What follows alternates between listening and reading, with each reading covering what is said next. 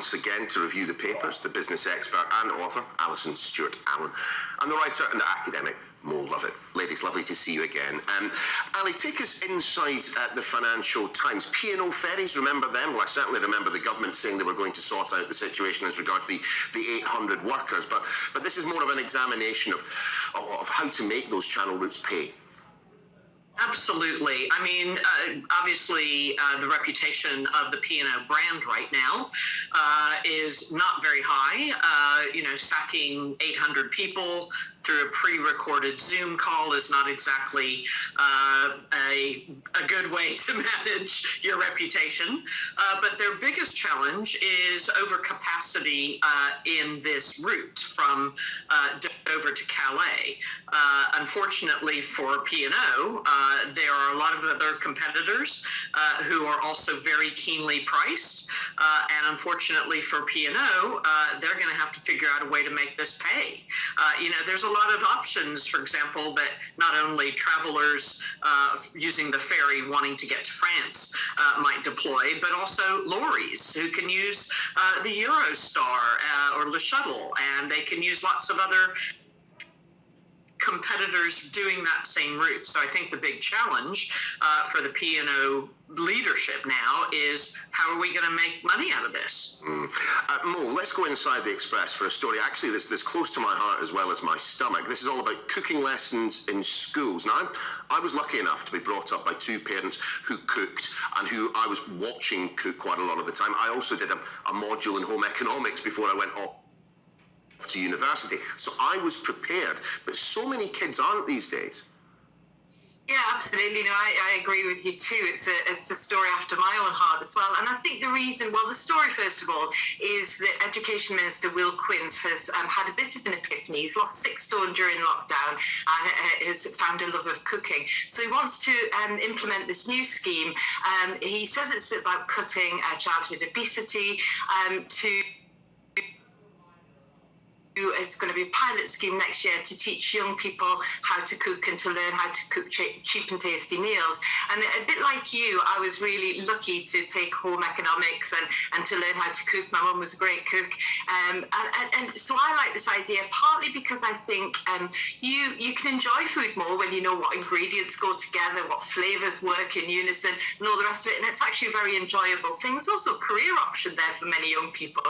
Catering's never going to go out of business. So I think, the obsession with child health worries me a little bit. I think we obsess too much and get children too het up about it all. But actually, for the pure love of cooking, it's a great skill to take into adulthood. Yeah, and also now, after all that discussion of food, I'm starving again because I haven't had my breakfast. So Alison, let's talk about a not unrelated story then. In the Telegraph, I believe, that children who are vegetarian are, according to the headline at least, at risk of being, underweight.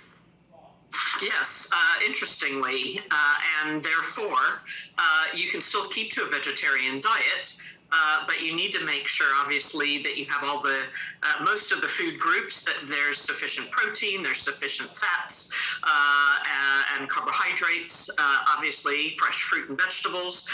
But yes, it's very interesting. I think because this study hasn't really been able to track children from very young ages through adulthood, what isn't clear is whether this underweight finding follows them throughout the rest of their lives and has any profound implications on their mental development and physical development. I mean, it does look like it is having a negative impact at this young age, but parents, if they know, they can fix this by changing elements of the diet to maybe make sure that there is more fat, unsaturated fat, and more protein, so that this underweight problem, really a nutritional problem, I think, is what we need to better understand.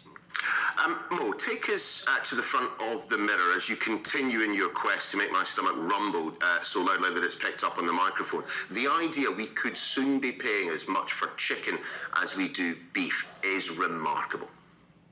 Yes, we all seem to be a bit food obsessed this morning, don't we? But this is a very, very troubling story. So chicken is always seen as a kind of low-fat, high-protein option in people's diets, and it's nice and cheap. But there's been a 19% increase in the price of chicken over the last 2 years, with the suggestion that it could now be as expensive as buying fillet steak. So a premium chicken, supreme chicken, could be the same as fillet steak, according to the CEO of the co-op.